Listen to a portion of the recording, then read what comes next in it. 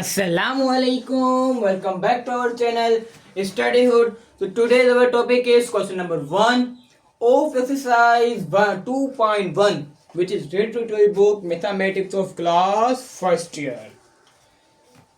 So here is our question number 1 of exercise 2.1, because we recently ended the chapter number 1 and start chapter number 2 only for you. Okay.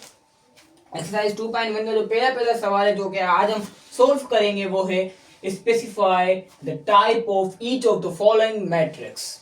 What नहीं कि यहाँ पे specify means हमें बताओ कि सारी जो है वो चाहिए पार्ट्स है आपके 8 पार्ट है टोटल। इन पार्ट में जो आपको मुझे बात बताना है सिर्फ और सिर्फ कि भाई ये मैट्रिक्स की कौन सी टाइप्स में से हैं। ठीक है, आपने बात बता दिया तो आपको इनके फुल मार्क्स मिल जाएंगे, क्योंकि देखो मैथ एक ऐसा सब्जेक्ट है जिसमें या तो फिर हीरो या तो फिर जीरो, मींस या तो पूरे 100 मिलेंगे या तो पूरे 0 मिलेंगे। मैथ एक ऐसा सब्जेक्ट है, मींस आप समझे नहीं, आप इस कॉन्सेप्ट को ध्यान लगाना, इस बात को समझना। मैंने ऊपर से बात बताई है लेकिन ये समझ जाओ, क्योंकि एक पार्ट अगर आपने यहाँ पर माइनस से अगर प्लस कर दिया तो पूरे 10 मार्क्स कट जाएंगे। वही बात होगी ना कि या तो हीरो या तो जीरो। बस आता आपको हर चीज हो, लेकिन आपकी बाय मिस्टेक भूल चूक हो गई, कुछ भी हो गया तो भी आपका यहाँ पर मार्क्स बिल्कुल ही खत्म हो जाएंगे। ठीक है, अब आ जाओ कि भाई टाइप ऑफ मैट्रिक्स, मैट्रिक्स क्या है यार। अगर किसी को नहीं पता है मैट्रिक्स क्या है तो अभी जाओ यूट्यूब पर इस वीडियो को पॉज करो, क्योंकि वो नहीं समझ में आएगा तो ये बिल्कुल नहीं समझ में आएगा। मैं गारंटी लिख कर दूंगा मैं आपको कि भाई पहले यहाँ पर इसको बंद करो और मेरी बात मानकर एक दफा जाओ, जाके सर्च करो फुल डिटेल कॉन्सेप्ट यहाँ पे टाइप ऑफ मैट्रिक्स बाय स्टडीहुड। ठीक है, आप जाके सर्च करके देख करो। जरूरी नहीं है कि बाय स्टडीहुड, कोई भी चैनल हो जाए कहीं पे भी मिल जाए आपको type of matrix. Class matric में आपने पढ़ी थी चैप्टर नंबर 19 में। ठीक है, चैप्टर नंबर 19 था क्लास मैट्रिक का, जो कि हमने यहाँ पर मैंने भी ये सोल्व करवाया है। इसकी फुल डिटेल एक्सप्लेनेशन की भी वीडियो पोस्ट है और ये पूरी एक्सरसाइज भी पोस्ट है 19 चैप्टर एंड 20 चैप्टर भी। ठीक है, तो भाई पार्ट नंबर 1 को करते हैं यहाँ पर शुरू। पहले तो मैं आप समझ लो, आप पहले एक बात समझ लो कि भाई ये जो है ये पहला पार्ट है ना, इसकी बताओ ये कौन सी टाइप है। Specify the type of following, only type बतानी है। तो ये कौन सी टाइप है ये मैं आपको बता दूं, ये डायगोनल है। व्हाट, मैंने डायगोनल क्यों लिखा? अगर जो बच्चे देख कर आ चुके हैं वीडियो तो वो बोलेंगे हाँ सर ये डायगोनल है। अब वो बोलेंगे बताओ, मैंने अगर पूछ ले भाई क्यों है तो बताऊं क्या बोलेंगे? वो बोलेंगे कि सर यहाँ पर जो मैट्रिक्स में एक डायगोनल शेप, ये डायगोनल शेप बनी हुई है, उसमें जो वैल्यूज लिखी हुई है वो डायगोनल शेप में लिखी हुई है। डायगोनल शेप ऐसे भी होती है और ऐसे भी होती है, ठीक है ना, और ऐसे भी होती है, ये भी है डायगोनल, ऐसे भी डायगोनल होता है। और अब डायगोनल तो होता है भाई, समझ गए। ठीक है, लेकिन एक और कॉन्सेप्ट की बात पकड़ लो, समझ लो कि डायगोनल की भी 2 एक्स्ट्रा और टाइप होती हैं। अब आया ना वो तो पाएगा नहीं भाई, अब अभी तक नहीं आया। आपका एक सवाल अभी तक नहीं आ रहा, वो क्या है? ये सबको छोड़ दो, आपका एक सवाल नहीं आ रहा, वो क्या है कि भाई जब हम मैट्रिक्स में ऐसी सेम चीज पढ़कर आ चुके हैं तो ये फर्स्ट टाइम फिर से क्यों आया है कि हमें रिपीट करवाने आया है? भाई वो मैथ इतना अच्छा नहीं है कि आपको बार बार रिपीट करवाते चले, नहीं, आपको रिपीट खुद करना है। लेकिन यहाँ पर 3 पार्ट, इसमें 3 पार्ट ऐसे हैं जो कि हमें सोल्व करने पड़ेंगे विथ यूजिंग द फॉर्मूला। ठीक है, अगर वो हमने फॉर्मूला अप्लाई करके नहीं सॉल्व किया तो फिर वही बात, हीरो या फिर जीरो। अंडरस्टैंड? तो डायगोनल, ये तो टाइप है डायगोनल की। अब एक और टाइप आती है ये डायगोनल, अब इसकी एक टाइप है वो है scalar matrix. What is scalar? Scalar क्या है भाई? स्केलर उसकी वो टाइप है, फॉर एग्जांपल यहाँ पर डायगोनल शेप में एक सेम, सॉरी इसको छोड़ दो, यहाँ पर आ जाओ। एक डायगोनल शेप में सेम वैल्यूज हैं, यहां पर भी 2, यहां पर भी 2, तो ये स्केलर होगा। हाँ, तो ये स्केलर होगा। यहां पर लिख लो, इसका आंसर है स्केलर मैट्रिक्स। ओके, इसका आंसर है स्केलर मैट्रिक्स, इसका आंसर है डायगोनल मैट्रिक्स।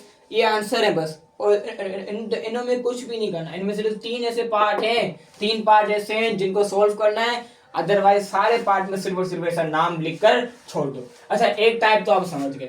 अब आती है नंबर 2 टाइप, लास्ट टाइप। वो टाइप है डायगोनल की। 2 टाइप बता रहा हूँ, ठीक है। मैट्रिक्स की बहुत सारी टाइप्स हैं, बाकी इसकी 2 बता रहा हूँ मैं। एक और टाइप है, वो है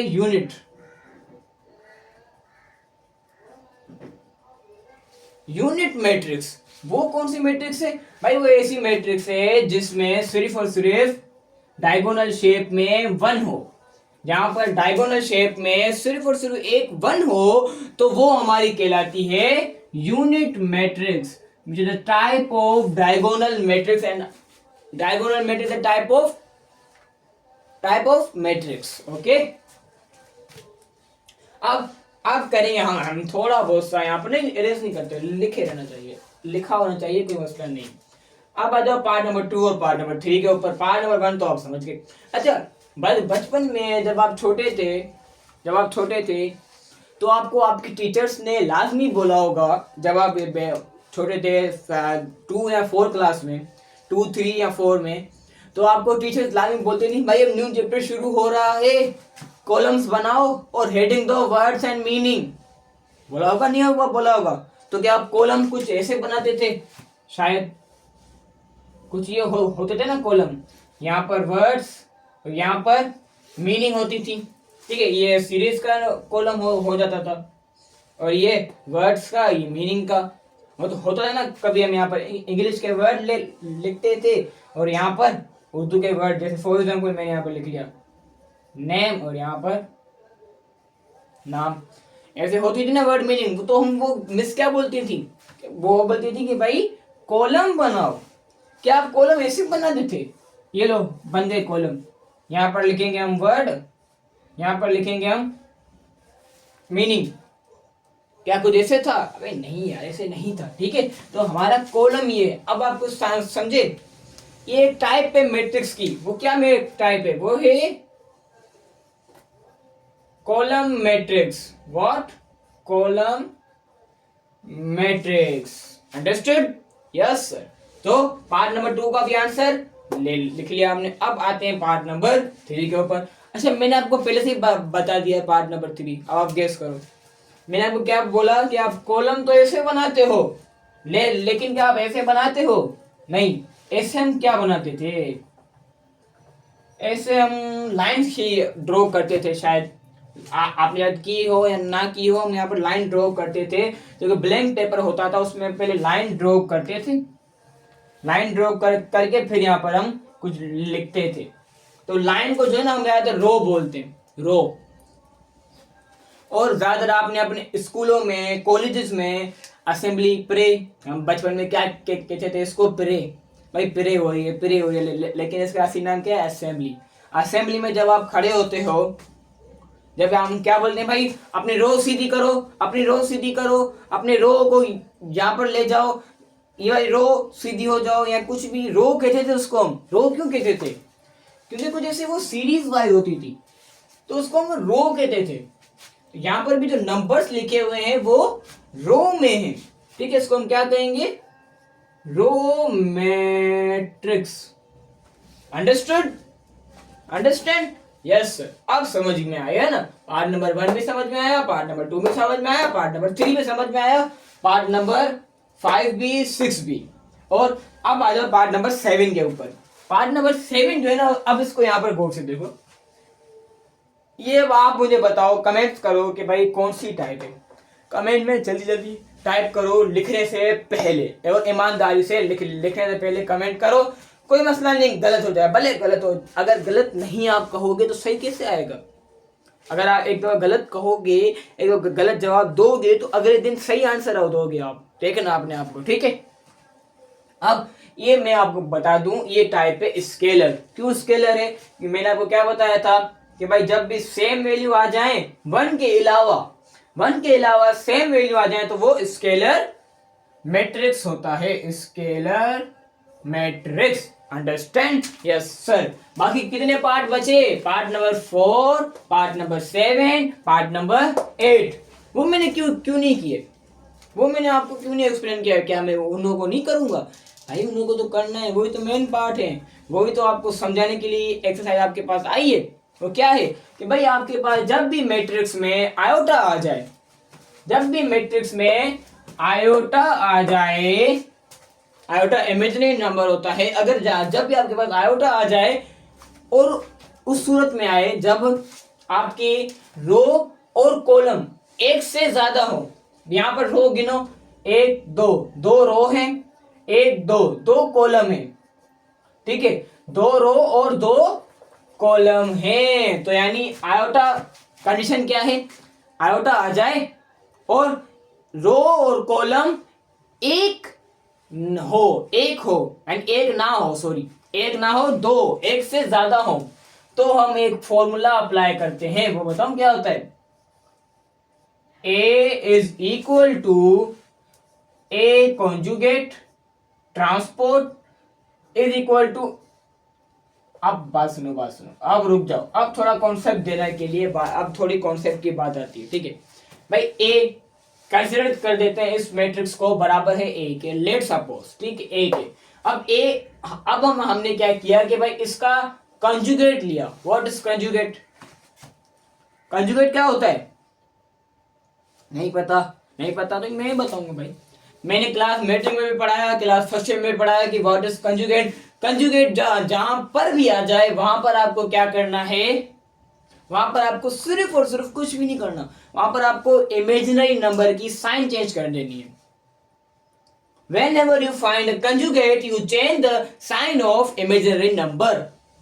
ओके, इमेजिनरी नंबर की साइन चेंज करनी है। जहां पर आप कंजुगेट का नाम सुनो, भाई कंजुगेट, ये रहा इमेजिनरी साइन की मैंने साइन चेंज कर दी, बस समझे इस बात को।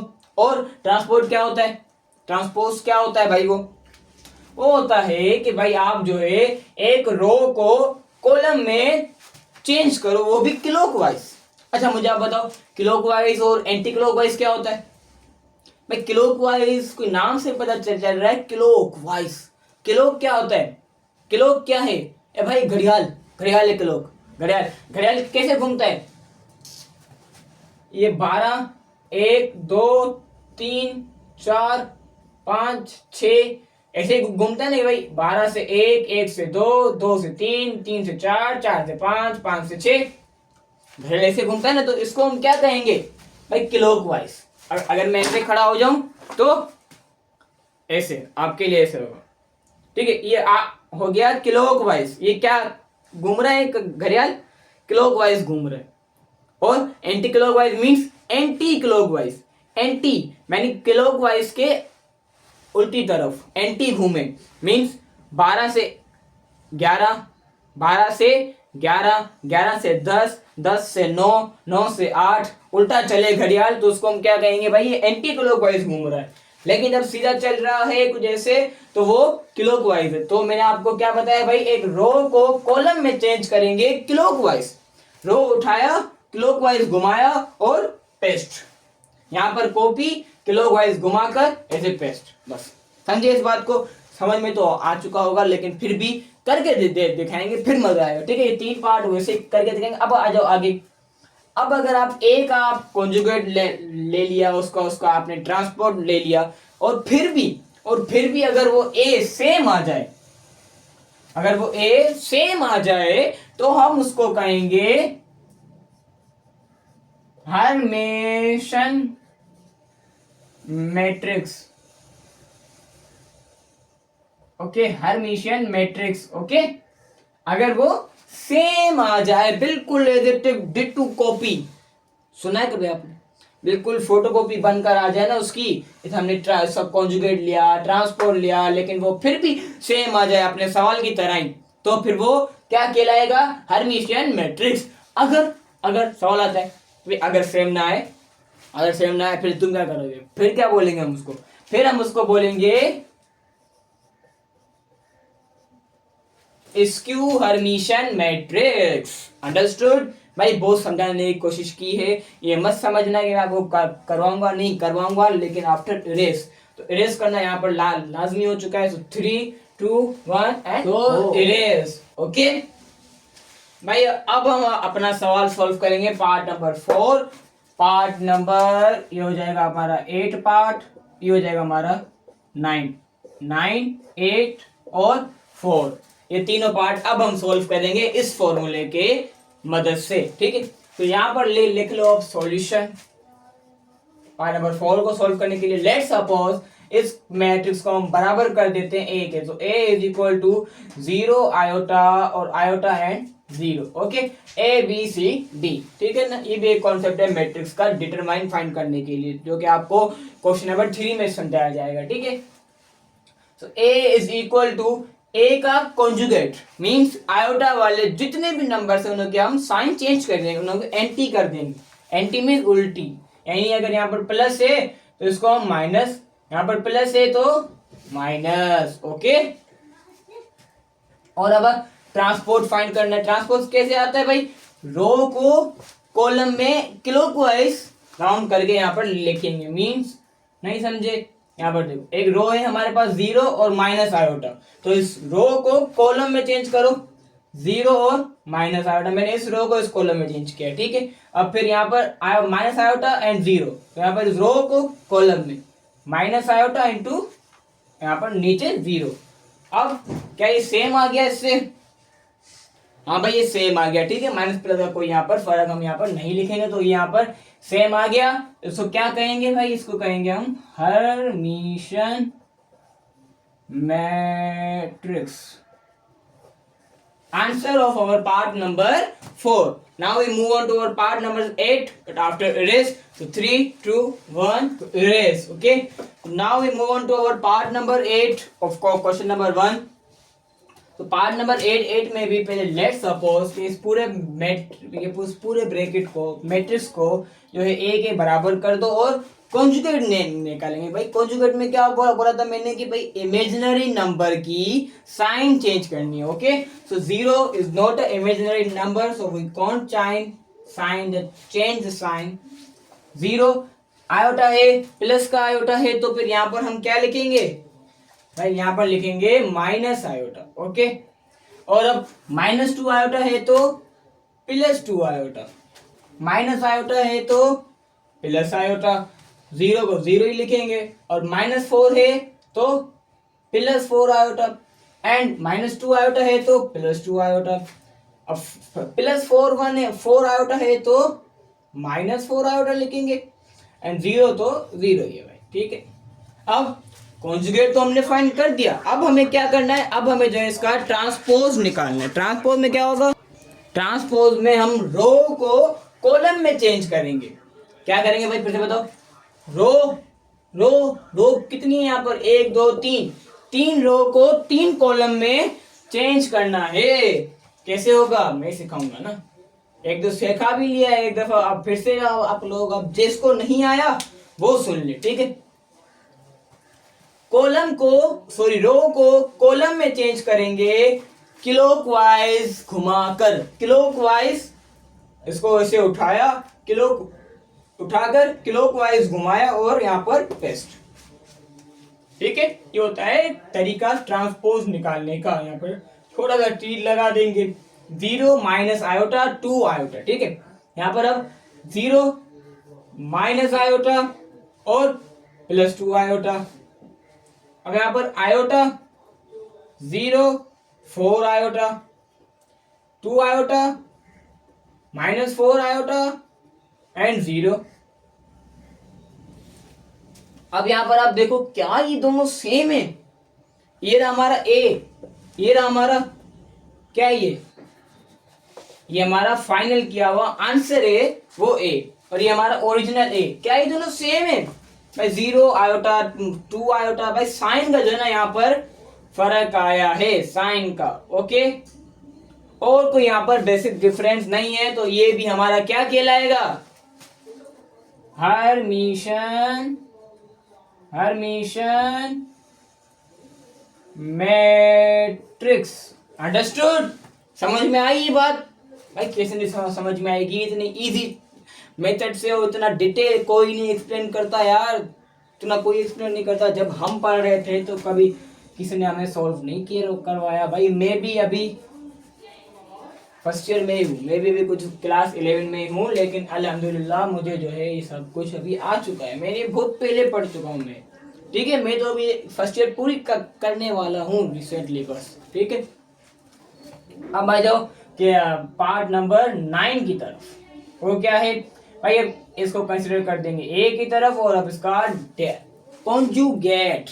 व्हाट? कॉन्जुगेट क्या होता है इसमें? अब बताओ क्या होता है इसमें? साइन चेंज होती है, sign. So two is not imaginary number, two is not a imaginary number, so we can't change the sign of 2. Minus iota is a imaginary number, so we definitely change the sign. Minus iota है तो यहाँ पर plus iota, -5 plus 5 iota है तो -5 iota. Understood? Iota है तो minus iota, -3 है तो -3 रखेंगे, प्लस 7 आयोटा है तो -7 आयोटा, प्लस 5 आयोटा है, -5 आयोटा है तो +5 आयोटा करेंगे, -7 आयोटा है तो +7 आयोटा करेंगे, -4 तो -4 लिखेंगे। क्यों? हम यहाँ पर इसके साथ, इन तीनों के साथ कोई साइन, कोई आयोटा वायोटा नहीं लगा हुआ था, ठीक है, तो इसलिए हमने इनों की साइन को नहीं छेड़ा। अब इनों का निकाल लो ट्रांसपोज। वो कैसे निकलता है भाई? रो को कॉलम में चेंज करेंगे, सो 2 iota -5 iota minus iota -3 -7 iota 5 iota -7 and -4। So answer of our, answer लिखूं पहले बताओ तो सही, हर्मिशन मैट्रिक्स है, स्क्यू हर्मिशन है। अभी तक स्क्यू नहीं आया, अभी तक स्क्यू नहीं आया, ये मेरे ख्याल में स्क्यू साइमेट्रिक नहीं है। बार बार यहाँ पर हर चीज रीचेक करना, ठीक है ना। एक भी थोड़ी सी भी गलती हुई ना तो ये आपको दिन में तारीख दिखा देगा, ठीक है। तो ये भी हमारा हो जाएगा हर्मिशन, ठीक है, क्योंकि ये ब्रैकेट और ये ब्रैकेट, ये मैट्रिक्स और ये मैट्रिक्स दोनों सेम है, इतना कोई मेजर डिफरेंस नहीं है। So Hermitian